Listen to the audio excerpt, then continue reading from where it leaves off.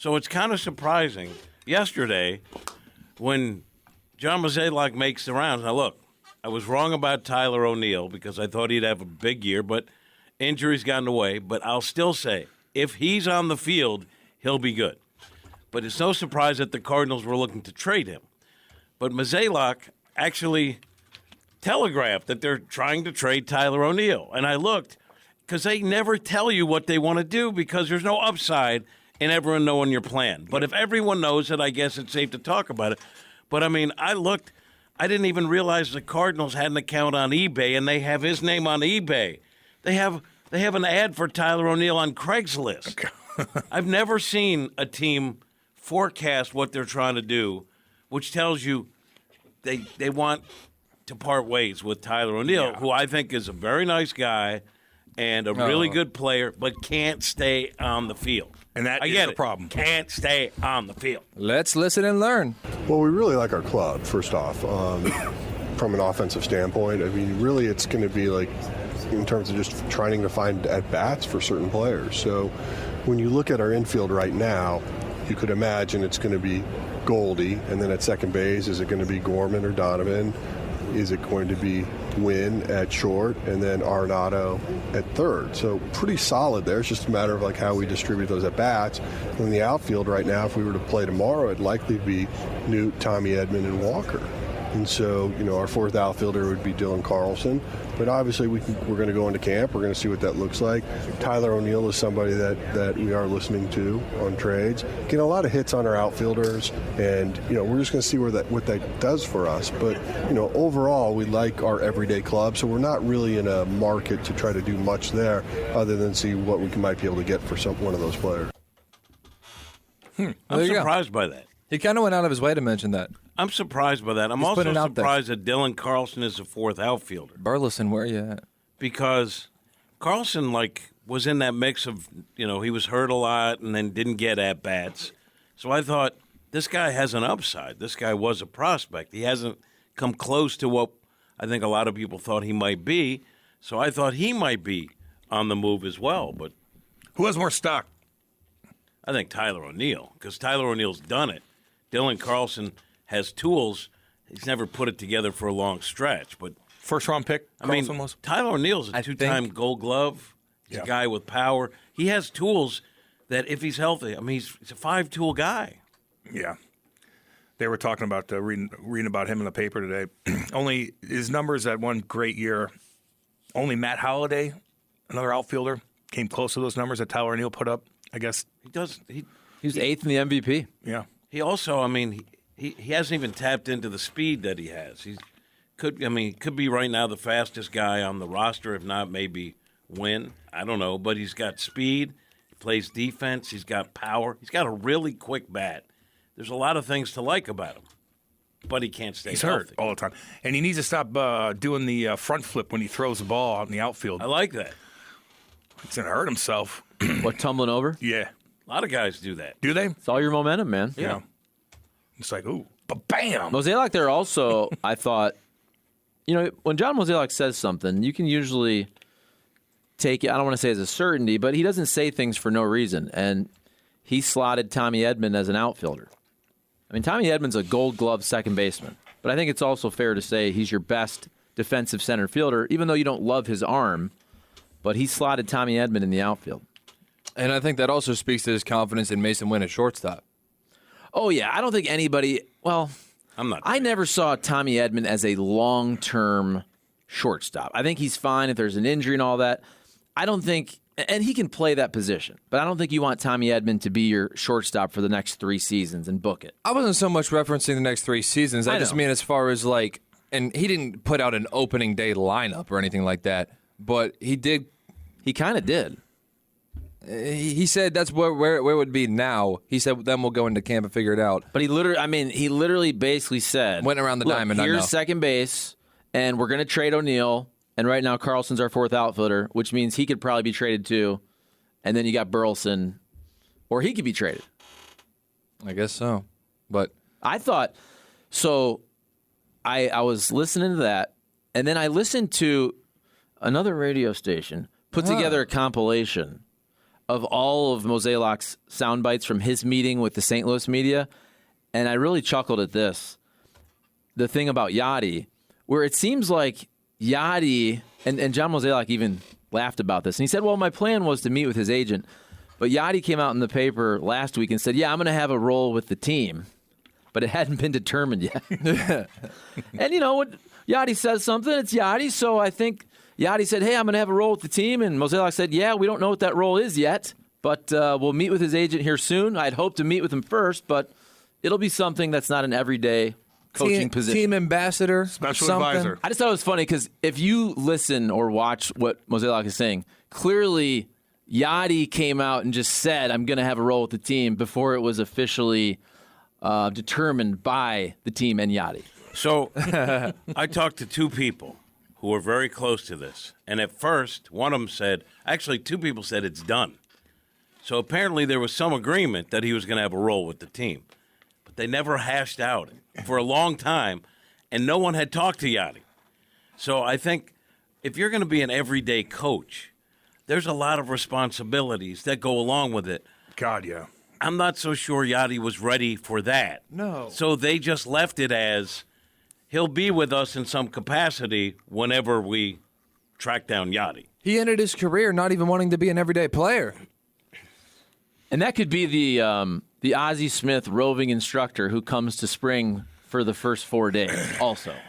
And then golf. A lot of leeway there. A lot of leeway there. I just chuckled because if you and folks should go listen to it because it's very funny to basically hear Mozeliak explain. He's like, yeah, I read in the paper down in Puerto Rico.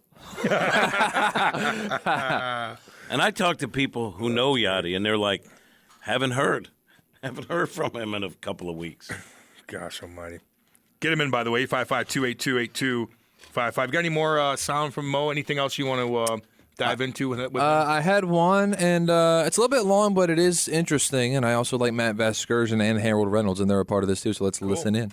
And it feels like you did that with Lance Lynn, who we learned before the show, if he has kind of a good strikeout year by his own standards, he could end the season number 3 all-time in franchise history behind Gibson and Wainwright.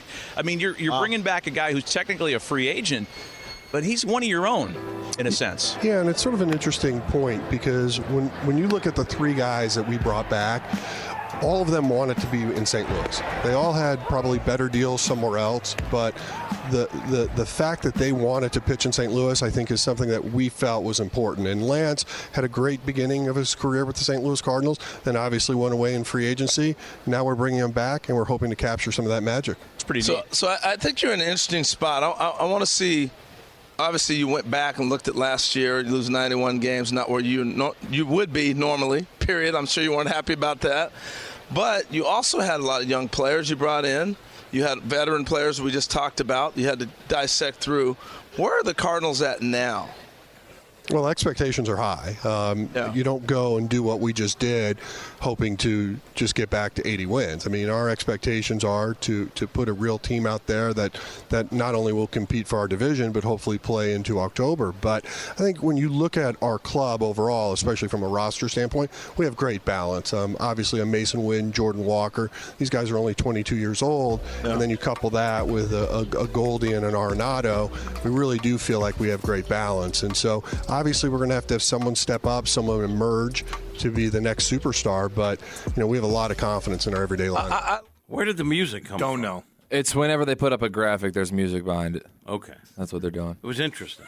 I know. They had the Lance. I want the text line to attack Reynolds and Vasgersian for being simps. Yes. Why didn't they attack him and call him a cheap choker? I don't know. That's a great point. Let's Why go didn't they text keep- line 855-282-8255. Vasgersian, by the way, Hey, Audi Exchange Kirkwood text line. You got dang right. Vasgersian's really good. I like him. I like Harold Reynolds too, but Vasgersian's really, and he's a great dude. But he should have told him to turn the music down, And then called Mo names. Yes. And laughed when he said they're going to be playing into October. Over 80 wins. I won't be making it that deep in October.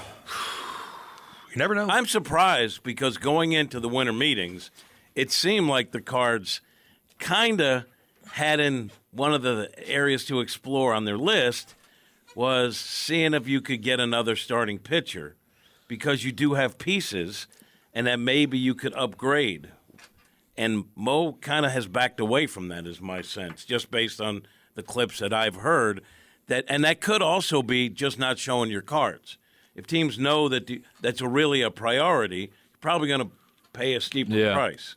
So who knows if that's just, playing the room. I feel like he shows his cards here and there. He really doesn't usually. O'Neill and them, but that's why it's so different. Yeah. Like, I've never seen that before where one player was put out like that. Yeah. That means he gone. He gone. I mean, I kind of knew it going into the offseason. Yeah. And I kind of think that's good news for O'Neill. I think he felt like, probably, a change of scenery too. But I never heard Mo ever mention specific names like that. All right, let's play the speculation game. And you guys have been here longer than I have, and you guys know Mo's personality better than me. Do you think that might speak to a potential poor relationship between O'Neill and the organization, that he's just throwing his name out there like that casually in radio interviews? I'll give you the exact reason. It isn't because of not running something out early in the season. It's because of the way he rehabbed and because when they thought he should be back, as opposed to him, and I think some of it's out there, he's listening to his agent, and I understand it because it's a business. Yeah. Like, this guy has potential to be a really good player, and he wasn't going to push something and risk his health, so he played it a little differently and sought other opinions medically, and I think that rubbed some people the wrong way in the organization. And his agent is Scott Boras, who's going to have some comments on this, I promise, when he does his little media set today, right? When he busts out all of his puns and all that. And Mozeliak, again, so he did that interview, and then he did the local St. Louis interview where he just spoke to, hey, why did you do that? And Mo said, look, I mean, everybody knows it's happening. So we can hide it, we can pretend like it's not happening, but it is. Like, they are actively, now he said listening, but they're actively trying to trade him. Yeah. That's what listening means. And he said, look, Tyler O'Neill views himself as an everyday player. And Mozeliak said, actually, we do too. The Cardinals also look at him as an everyday player. But if they feel like he can't get at bats with this configuration of the outfield, then it does make sense for both parties for him to go somewhere else. And by the way, when Boras speaks, it's unbelievable. I might tweet out a picture of that later today. Like, explain your tweet right now. Go. It is literally 20, 30 people deep. Now, he brings a little box to stand on. He's got really nice gear, like the Boras Agency, whatever they call it. Is he short? Boras Core. He's got people. He just wants to tower over everybody. So you got to actually, you find out where he's going to speak. Oh, it's by the Christmas tree outside Ballroom 2 or whatever it is. I always got there early because I was doing packages, and I needed his comments on certain things. So I'd have to get there 20 minutes early and hold the spot as the crowd grew and grew and grew. It's Boras Palooza. It's like one of the big events at the winter meetings when he speaks. Anybody ever push you out of the way whenever you're there first? We're like, no, I'm getting in here too. You're like, God. No. I was going to say. I can tell you. Do you imagine that? Imagine some young kid just kind of, excuse me, sir, and gets in there a little too close. Like, no. It'd be me. Yeah, ooh. Ooh. Ambitious. Man. Big Mike chimes in and goes, Tommy at center, great. Going to be a lot of triples in the gaps this year with that Ozuna arm. Big Mike. He's got wheels, though. He can close off the gap. Maybe we can. He also takes better routes than any of the other outfielders they have. He does. His arm is suspect, but he checks all the other boxes. Now, Newt has a better arm, and Newt could probably get better playing center field. But I think right now, Tommy Edman is their best defensive center fielder. So what you need is just the cutoff man to go a little bit deeper into the outfield so the ball has less distance to travel. Listen, That's all. That's all. Listen, Problem solved. if Lance Lynn's pitching, those balls are going over the wall anyway. Yeah. Let's be real. Yeah. Maybe we could trade Carlson for Soto. Seems fair, straight up for a guy now. Hey, Soto's only got 1 year left on his contract. The STL media is soft as my stool this morning, and Jimmy the Fox News Hayes is the poster boy for that. Fox? Speaking of cat, can I get an autograph from Ollie? I need a gift from my buddy for Secret Santa, Big Mike. Fox News Hayes? Big Mike. What'd you say? I don't know. What did you say politically this morning? Nothing. I thought you said I was maybe talking about Santos. or Fetterman or something. Listen, whatever I say politically, I get from Tucker. Of Period. course. So it's not Fox News. Period. Get it right, big Mike. Period. It's not Fox News. He just worked there for the last 15 years. Yeah, but he doesn't It's anymore. a big difference. I think Greg Gutfeld called out Fox News the other day on the 5. I saw that. Baghdadi and the losers who worked for him. I'm sitting there tweeting, bing, bing, bing. God, Bing, bing, there's going to bing. be a lot of that coming up. They were very frightened puppies. He died like a dog. Yeah, hold on. That one's somewhere. He died like a dog. Oh, no kidding. Al Baghdadi. Oh, my gosh. He really does sit on it. me What see that mug. what a loser. Let me see that. Why? mug. Scott Wait, Boras? See that mug right Scott Boras. calling Scott Boras a loser? I wish Scott Boras were my agent. Okay, If I could, probably me too. Listen, if he said I need 50%, I'd do it. Yeah. Okay. So don't hate a guy for doing his job. He's a No, loser. that's not why I hate him. I hate him because he brings something to stand on so he can look down upon you in that ivory tower. Panger does. What are you Also- going to do? also- Panger does. He needs the help. Also, He's so 5'5". that people in the back can get a shot. I mean, he's just making sure his message reaches as many people. I'm sure, DeSantis I'm does. sure that's the only thing. DeSantis. Yeah, with his lifts. Vivek got him hardcore. Oh, I gotta find that one. Hold on, let me go down. Oh, here we go. 6-inch heels. And this is Cheney in 3-inch heels. and you don't even know how many people are in the arc around him. Probably I a mean, lot. it's literally 20, 30 deep. Which is impressive that you were right next to him and were able to be photoed with him. well, because He gets there early. I get there early. Preparation. That's what you do. That's what you do. And plus, I could monitor my phone to see what story Rosenthal breaks from there. Yeah. You don't have to be in the big room of other media. That boy's got biceps bigger than my thighs. Oh, God. His thighs are tiny. Mine are bigger. He than died like a dog. There you go. He died like a dog. like a dog. And since we're just playing around, let's have fun. Some people out there in our nation don't have maps. And the Iraq, like such as? Can we hear more of that? South Africa and the Iraq, Ay. everywhere like such as. That's so great. There you go. Well, she's good looking. You know. I always confuse her. One of those women married Kyle Bowler. And I can't remember if it was her or the other woman who was a Miss California who also did something of note. And I always forget which one. But Kyle Bowler married one of those women. Former St. Louis Rams backup quarterback Kyle Bowler. Pizza Wall chimes in. What's up, homeboy? You got praised yesterday, man, for some good hard work you did for Charlie's OPS Plus. He pumped your tires up, Pizza Wall. He chimes in and goes, "Thanks for confusing me with Harold Reynolds with your fancy stat music. You made me miss my exit. You suck." Pizza Wall. Who's he talking about? He's talking about Harold Reynolds in when they played the Lance Lynn. It was love. It was Highlight like lovey-dovey montage. music. Yeah. It made no sense. What are you doing? It was thought- weird. The piano. I thought Cole was putting that in there No. to mock it. No. That's M- what I thought, yeah. MLB Network, which, by the way, if you think Harold Reynolds played that audio, you are out of your damn mind, so I hope you're incorrect. But Harold Reynolds, That's like Alexa Dab with the stats. Same thing. Alexa Stat, 100%. But Alexa stat. no, when they played the Lance Lynn highlight clip, when Matt Vesgerson started asking a question about Lance Lynn, the highlights had this like smooth piano music underneath it that just didn't really fit radio. It didn't. It didn't. How did they not consider audio brought to you by MLB Network? By the way, how did they not consider us? I don't know. You know? I don't know. You don't think Lance is smooth?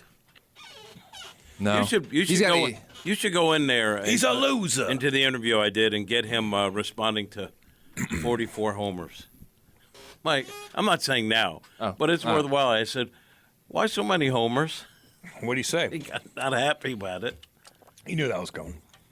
I think he's playing the game. If he gets a good offer for somebody that improves the club, he will take it. I think he's pumping up Edmund to get interest there as well. Lattice. But do you really think the markets change based on these comments? No. I mean, there's a market for these teams. Like teams want these guys or they don't. Yeah. I mean, you're not. I know Boris will say this today, and it's great. Oh, there's a mystery team. Oh, there's a mystery team interested. Yeah. I will say this. Yeah. though, These teams aren't that stupid. But I will say that the information that people have a lot of times isn't even close to the truth about what's going on in regard to certain players, because some of the stuff is put out by agents, some of the stuff is put out by GMs trying to manipulate a market. So you can't really know what's going on until you see it tweeted by Rosenthal, or who else did we say? Not Heyman. Nightingale? Is that who you said? Passing. Pass. Oh, We got Passon and Rosenthal are the best. Pass. That's the clip I want to find. I know. I want that. I want that clip bad. I bet you they would allow it to be shared. Yeah. I think we could share it. Yeah. You can use other people's stuff, can't you? Yeah. If you I don't know. Courtesy them? I don't know. But No, the thing with Tyler O'Neill is I've played one drop from that website that they have one time, and you go, that's probably which website? What's the clip that off? Well, now they're advertisers, so it's fine. Yeah. Yeah. No, the thing with Tyler O'Neill, No kidding. It didn't shock anyone of the story. It shocked people that he said it. So, like John Mozeliak saying it, though, in my opinion, doesn't change the fact that was already happening. Like they had already been shopping him, or they're already listening on trades. He just said it publicly, and everyone assumed I agree, that anyway. But for him to say it is, I mean, if everyone knew it was coming, then what's noteworthy? The fact that he said it. That's like the biggest newsy thing about it. 100%. My point is that, in my opinion, that doesn't change the market at all. Like, all of a sudden, they're going to get better or worse deal based on John Mozeliak admitting what most people already assumed. The bing, bing, bang, bang, boom. I really did want him to go back in and maybe look at upgrading the starting rotation. Because if it's only $10 million this year for Gray, they got extra money than I think people thought. They don't, though. If you get rid of Matz as part of it, meaning you give someone a pitcher who doesn't make a ton of money and pieces, maybe there is a way to get something done, maybe not for a number 1 or 2, but a nice middle of the rotation that could be an upgrade with a guy who doesn't have, well, Glasnow's a guy who a lot of people talk about. I don't like that idea. Has the same injury. Thank you. Has the same injury track record that Matz has. But we like him better because we haven't suffered through it. Thank you. Again, That's the difference. Thank you. Which is when your own guy is injured all the time, there it is. You talk about familiarity breeds contempt. Yep. You suffered through it. You're like, where is this guy? He's still not back. And then when a guy on another team, you just look at the numbers and go, he was injury prone. You don't hate it as much because you didn't suffer through Exactly. it. But my point is, Cease or someone like that, I know it would take a lot. It's a pipe dream. But I thought there might be still something that could be done to upgrade. Now, the other thing that I've read it, I didn't hear it. You heard it. Read it, is that the Cards may be in on Hicks. I read a couple of notable writers putting that in there. Because right now, getting the band back together. Bullpen could stand to have another guy who could close, who high leverage at the end of games. And I like Hicks. Yeah, he threw heat, man. Damn right. Hiccup. Who called him Hiccup? I never called him that. I never even thought of that. I live in Kirkwood, near the station. Why isn't 590 crystal clear all the time in Kirkwood? Come on, Cam. Welcome to AM Radio. Dude, put it on your damn app, homeboy. What do you got, like a Celica from 96? Put it in your app and put it through your device in your car, and it will be crystal clear. Or put the damn thing in your pocket. That's what you do. Live in the now. Don't yell at me. Except stupid computer doesn't work. In fairness, they came to us with a plan to upgrade the signal, but they couldn't give Cam his giant raise. Cam said, give me my money. Oh, my Christmas bonus, Jimmy. I got 2 dogs at home. You know. It's your fault. It's going to be an imaginary Christmas, Kate. Dang. Yeah, just put it on your phone. Good God, you know that. Oh, let's see here. Let's see. I think Glasnow's a bad idea, by the way. What do you mean? He's a 1-year guy. Oh. He's got 1 year left on his contract. He's going to cost, once you factor in what you give up for him, but he's currently somewhere in the neighborhood of $20 to $25 million. And so a guy, that's 25. A guy who historically starts 11 to 14 games a year, is that money going to be worth it to you? Absolutely not. So get someone who's actually going to pitch for you this year. But what if it's him over Steven Matz? And the money is essentially equal. 2 years for Matz, and you would have to add to that. But I'm saying, wouldn't you look at Glasnow as an upgrade over Matz? Yeah, yes, I would. But you would have if he's healthy. You would have to make his money match Steven Matz's money. They're the exact same. Glasnow's making 25 for 1 year. Steven Matz is making 25 for 2 years. No, that's not the same thing, because for this upcoming year, it's going to be 25 for Glasnow and 12 for Matz. Right, 12 and a half. All right. So that makes a difference, doesn't it? Oh, I'm just saying, for the totality of the money you're bringing on. But why would you focus on that instead of just because you year still have to over pay year? him the next year? I'm saying the money is equal. It's 2 years, 25 for Matz. It's 1 year, 25 for Glasnow. But you would have to add prospects to get Glasnow. Right, but after Glasnow drops off, then you're going to have to replace him with more money. And so it's not just like $100 million for 1 year is not the same as making $100 million over 4 years. Right, but it's still, that's what they're going to have to spend. It's 1 year versus 2, but the money's the same. The math ain't mathing in my head. Well, you're the mathematician, baby. I know. Is he beating you in the math today? I didn't think so. Well, clearly, for next year, I think most people would think your rotation is upgraded with Glasnow over Matz. Now, obviously, you would not have Glasnow beyond 2024 unless you re-signed Well, I assume that if Glasnow were traded here and got paid $25 million in 2024 and then dropped off the roster, they would replace him with somebody else. Well, yeah. No, so they would just not have a pitcher. There, thank you, Charlie. Well, no, thank you. That's my point. Is that's why $25 million for Tyler Glasnow for 1 year is not the same as Steven Matz making 25 over 2, because you have to add a player that you would sign in Tyler Glasnow's place the next year to add on to that 25. And by the way, just so everybody knows, there you go. Cole. If you look at the way that's what I was trying to explain. Now I'm getting If you look at the way they're structuring these deals, and they are very concerned about the Bally's thing. They're purposefully structuring these deals. There's a reason Sonny Gray got 10, what was it? 25. 10, 25, 35, I believe. Well, 30 with the option, which is a $5 million buyout. They're doing that purposefully. So that speaks to actually a reason they probably would not bring on $25 million for 1 year in 2024. Okay, now explain that part to me. I think I got it on the first one. Now explain that one to me, because slow down, Charlie. If they're backloading slow. If they're backloading the contract for why do you think they're? My point is, why do you think they're backloading Sonny Gray? I thought to have more money to spend on this upcoming season. I think that's what people think. Okay, but look, let's be real. Well, I fell into the trap. The Bally's thing is a problem. They've already said they may not be broadcasting games at the end of next year. The Cardinals have not only an equity stake, but they get those payments. You have uncertainty on the TV front. You also have uncertainty on the ticket front coming off your worst season. They are expecting lower revenues. So I know people. Some people thought, and I could be wrong. Some people thought that they basically backloaded Sonny Gray to spend more on the 2024 payroll. I think there's a very good chance they backloaded that contract because they're uncertain about revenues in 2024. Okay. Now that you said that, I understand. I'll say this. They're concerned about not being good again and not drawing. Which is why I thought... And to do that, you better upgrade. That's what I was thinking about Sonny Gray and the structure of his contract. Because they were fine last year, but usually there's a lag effect with attendance.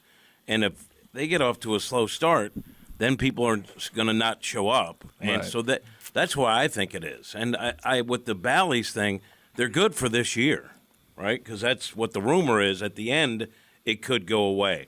I also think the Cardinals... Will they get their payment, though? What's that? Will they get their payment from Bally's? I assume they will. I mean, up until, September of next year. Otherwise, the other defaulted teams ended up not getting the payment, and MLB came in so they could get the games on. I don't know. I'm not a spokesperson for Bally's, so I want to get that out there. I have no inside knowledge because those things are not discussed with me. But from what I read, it seems like they're okay for this year.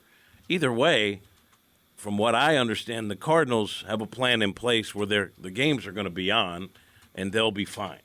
Right. But no one's worried about where they're watching the games. I'm talking about the actual money coming in to the St. Louis Cardinals LLC. And the rumor is they would default or just give up on it in September. From what I understood, that TV money is okay for this year, which puts my eyes in another direction of using that money to upgrade in other places. Chuck, I come to you as a knowledgeable and realistic baseball fan on the dais. What would you trade for Cease or Glasnow? Before you interrupt, Simp, I'm not asking you because according to you, everyone is off limits. Enjoying the show, Wombat. Not Tyler O'Neill. So Glasnow's 1 year, and he's $25 million. So you're not going to have to give up that much for Tyler Glass now. But Dylan Cease, is it 3 years of control? Yeah, it's definitely more than one. And I also think that the difference is the Rays are going to want to do what the Rays do, which is the John Mozeliak arbitrage. They want to, kind of like the Brewers, they want to do business where they stay competitive but decrease their payroll. So the reason I bring up Steven Matz is that type of deal would make sense for a team like the Blue Jays or the Rays, because Steven Matz is still a good pitcher. It's a fair deal, $12.5 million per year, but you'd have to add prospects to that deal. The difference is, in my opinion, and the reason you see the name Tink Hence thrown around with the Chicago White Sox is Chicago White Sox just fired everybody. They just fired everybody over the last year and a half, going back to La Russa and then the entire front office. They have a new guy, or a new leader, I should say, coming in, and they're not close to being competitive. Most people think they're going to totally blow it up. So what the White Sox would want for Cease is totally different than what the Rays would want for Glasnow. Rays probably want major league ready players. They probably want, let's just say it's a Matz plus, I don't even know if Carlson, if that might be too much. Burleson, whatever. But they want major league players. I would think the Chicago White Sox, they want the Tink Hences of the world. White Sox are looking at, hey, we're going to blow it up. 3 years from now, we want to compete. So they would want your studs who are a little further away, like the Tink Hences and whoever else you want to throw out there that's probably AA type talent. Can I respond now to? Let me ask. Wombat, can you respond? Wombat, you're a moron. Boom! Hey, here we go. I don't even name call, but you don't want to trade any of them. I've said there's 4. I mean, right? The other day I said there's 4 players I wouldn't trade because I'm concerned about next year. I want them to be as good as possible, coming off an awful year. So that's Goldie, and that's Arenado. I understand the upside to getting rid of those guys. I want them there, manning the post, and then I wouldn't trade Walker or Wynn. So I know math is hard when you're a text line tough. I get it. All right, here's another text line tough guy. Andrea Strickland chimes in. Joker. Andrea Strickland, I love it, dude. Cam, tell Cole to shut the hell up and stop being a smartass to Charlie. This dork needs to stop talking so much. Were you being a smartass to Charlie? No. I thought you guys had a civil We were just conversation. having a discussion. You're discussing math. I was explaining that if Tyler O'Neill, if Tyler Glasnow got traded to this roster right now, and he would be getting paid $25-ish million, again, depending on what you have to give up and how that math would work out. Maybe it comes down a little bit. Maybe let's just say 20. And you're basically paying him 20. Then, when his contract drops off the table at the end of the year, Cardinals fans would expect that there's $20 million that we're not paying for Tyler Glasnow anymore. We got to spend that on someone else. We have more money to spend.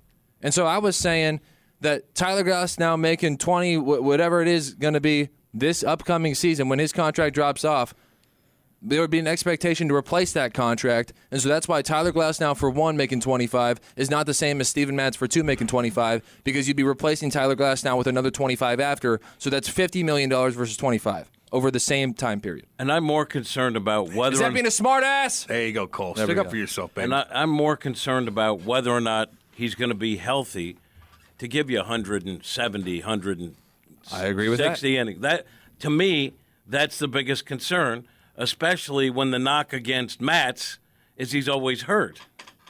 I'm not saying I wouldn't do it, but it's a one-time, chunk of money you're giving him, but there's a lot of risk associated with that, especially when the rest of your rotation is kind of old. A little bit. I was trying to find this. It's up against a paywall, but this is what I was speaking to earlier. Well, no, it's from Derek Gould. No. So here's what he talked about: revenues with both TV and tickets. This is an excerpt from his article from yesterday.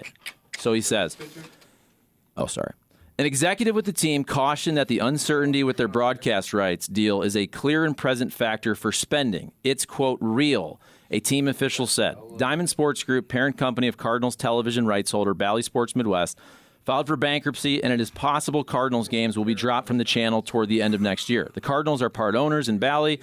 They and Major League Baseball have been preparing. Cole! Jesus, Cole! What is going on here? This was a highlight moment. What's going on here? I'm just Charlie's watching. giving us info. And Cole's having a conversation about $20 million. What is going on here? Well, Thurman wanted to know. Thurman only cares about the NBA coming to St. Louis. No. He had a baseball call, so I was taking it seriously. And you're loud as hell. Cole. Right next to my mic. Can I just say this? Cole. Yes. Oh, that's funny. You were doing your own little talk show while one of the hosts was giving us the information about Bally's from Derek Gould. You don't understand. I got 2 microphones to talk into. I got this one right in front of me, and I got the phone right over here. But the guy talking on the air is most important at that time. Thurman wanted to know why the Cardinals wouldn't trade Thurman Miles can Michaelis. wait. Just It's say, we'll put you Thurman. on hold. Well, what about Thurman will DM you and me and all of us. Oh, man. Go ahead. I was waiting. That was I was unbelievable. waiting for you to I was waiting. I'm like, how long is this going to last? Squawking. Oh, my God. I couldn't believe what I was seeing. Oh, God. Go ahead. Oh, God. Now Cole's all mad. Not see. Hey, you guys got 15 minutes to yourselves. Charlie, Enjoy what- it. Okay, Charlie, here's the what the hell final, were you even though saying? probably nobody heard the first paragraph. Here's the final paragraph from man. Derek Gould speaking about Bally's and ticket sales. While the Cardinals expect their payroll to grow for 2024, uncertain ticket sales after a losing season and the pending collapse of the current regional sports network broadcast model means flexibility matters. 2 of the 3 starters signed have only 1-year deals guaranteed. All right. Well, they also pick guys that were older, so they probably weren't going to get a lot of years. I get it, but let's be honest, they probably could use another guy. And if you want to get to where most hopes they want to get, which is October baseball, something to think about. But my point is, there's likely a reason. If the Cardinals even wanted to go after, let's say, Yamamoto, okay, there's a reason you're going after 1-year deals with options, and you're able to backload $35 million in the final year of Sonny Gray. Yeah. So my point is, and this is from Derek Gould's reporting, just because they have that money doesn't necessarily mean they're going to spend it on the 2024 payroll. All right. I got you. I was trying to keep up. I was listening to 2 things at once. I couldn't do it. We all were. That was funny, man. Well, I know all the Canadian folk up there in Toronto are getting really excited about getting that Shohei Ohtani. They're getting really excited up there. Because if I'm Ohtani, I'm like, what do I want to do, you know? Are you really not talking now for a while? He's not talking. He's mad. He's mad. Thurman got you. That was like I was doing a live shot once at Fox 2. Yeah. And I remember I was at Wrigley Field. I was doing the live shot, and the producer, and this happens, it's an accident, but she thought she was talking to another reporter, like the next one, like, all right, get ready, Charlie's almost done. And the whole time I'm live, there was a conversation between a producer and the reporter going on in my ear as I'm trying to tell people about the big Cardinals-Cubs matchup. Dude, it happened to me too. I was like, is this normal? It confused the hell out of me. It happens. It's an accident. You don't know how many post-game interviews I've done with that in my ear. You better learn to adapt. Yeah. You know how many times the host is dealing with that. I have a great story. I've told it before about the late Chris Duncan, who was wonderful. Great guy. He was on set, and he was new at it. It was like his first time. And this involves our buddy Straubinger. And so Chris is a little nervous, but he did fine. He turned out to be great. Yeah. What a wonderful guy he is. Anyway, our producer at the time, Brad Straubinger, is talking to me, kind of chirping Duncan, but he thought he was talking to me. Instead, he was talking to Chris Duncan and saying things like, all right, meathead, wrap it up. Oh. You know, like kidding around. Like, so thinking I'm hearing it, but Duncan isn't. So as soon as we're done, he's done with his little take on whatever, and we go to break, and he turns to me, he goes, is that normal? And I go, what? And he goes, having some guy in the booth back there ripping me nonstop while I'm talking.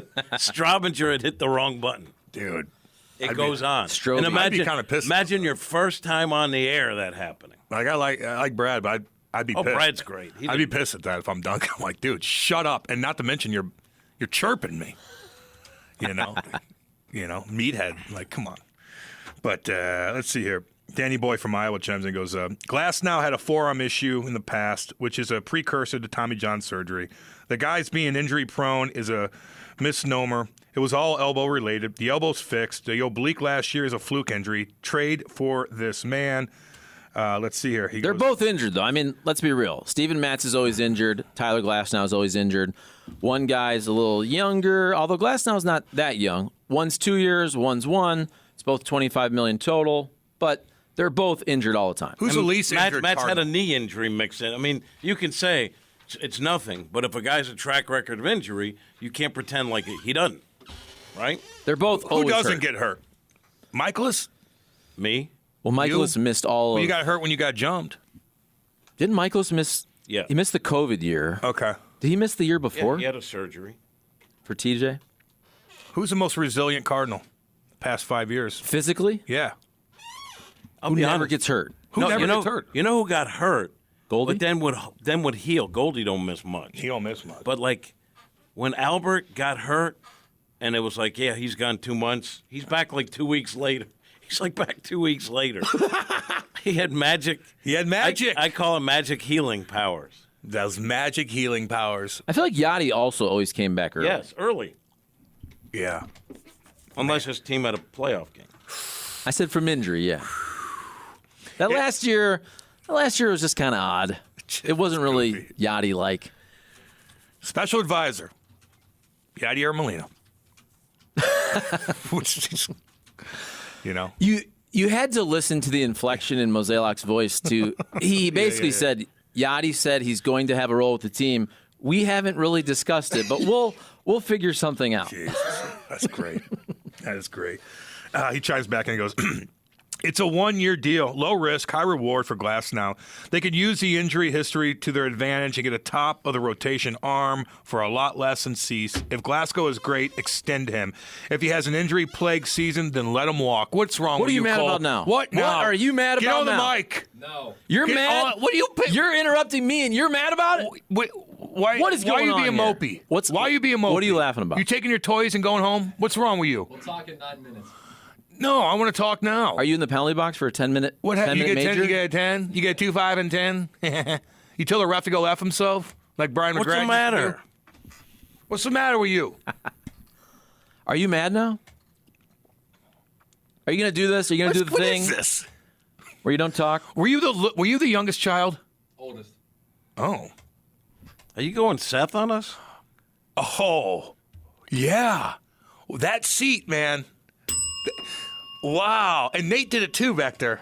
Remember I'd kick it to Nate and he'd be like, what? Listen, everyone on this dais has to eat a crap sandwich. Always. Every day, one of us. Every day. You mangle something, I interrupt, I'm a simp, whatever. Charlie. I'm perfect. Who annoys everybody. Yeah. It's perfect. Man. Come on, Cole, man up. Man up, dude. We still like you. Right, Charlie? Oh, I think it was, listen, just so everybody knows, Cole is in a spot where he has to answer the phone, which is very close to my mic. His mic is further away. Cole was having a full-on discussion, but it's also the fact that it was with Thurman. Thurman DMs me 47 times a day. I love Thurman. I know you're listening. I love you. I know you want to talk about Richard Chaffetz bringing an NBA team here, which will never happen, but thank you. Pelicans might. Maybe a WNBA team, though. Probably a good chance of that. Be awesome. I don't know if Richard Chaffetz wants to get in that business, but why not? in theory. Why not? Well, you are attached to the NBA. So maybe if they promised, hey, we'll give you WNBA first, and then 10 years later you get an NBA. Yeah. I don't know. I don't know. All I'm saying, Wrong with Cole, is we understand you're in a tough spot, and we all have pointed out that we understand that. That doesn't mean that you should go ahead and do like a parallel talk show with one of the callers while Charlie's making a valid point. Honestly, the WNBA should be in St. Louis. To be fair, my point was reading from Derek's article. You got your revenge. There it is. That's true, though. You can just do drops, man. should. Get your revenge on Charlie with drops. Do some of Charlie's doozies. How is it revenge against me? You 'Cause yelled at him. That was I'm a the bad one thing. that was. I'm the one that was attacked. You yelled at him. He's sensitive. People were trying to hear information. He's the oldest child. From Derek Gould. Here's That's why. actually important to.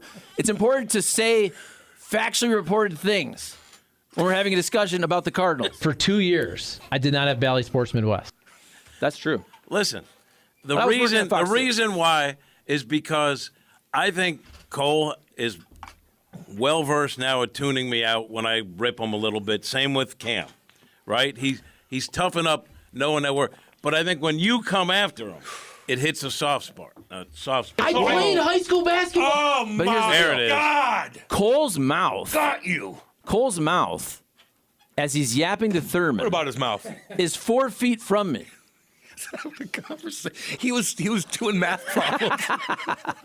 Like 20 million goes here. You know what? It was a good moment. 5 It's million fine. It's is good. It was a allocated. funny moment. And in the sewer, I found 4 baby turtles. I'm proud of that. By the way, when Seth got mad at me, he would just play my stumbles or whatever. Oh, yeah. I think Ron DeSantis is a really good governor. No. I've said that many times. You know, good old Ronnie boy. Good old Ronnie boy. Thurman. That's Kevin funny. the non-gay.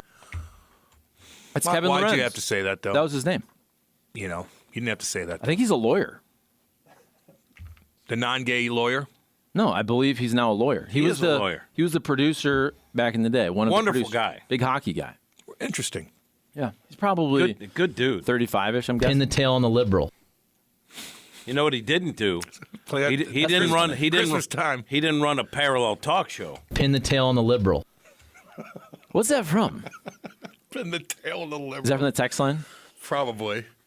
Pin the tail on the liberal. That's funny, man. All right, Charlie, what do you got over there, partner? How do you show up an hour and 15 minutes early and still have no content? That was gutless on your part. Or was it true? No, not really. All right. You know,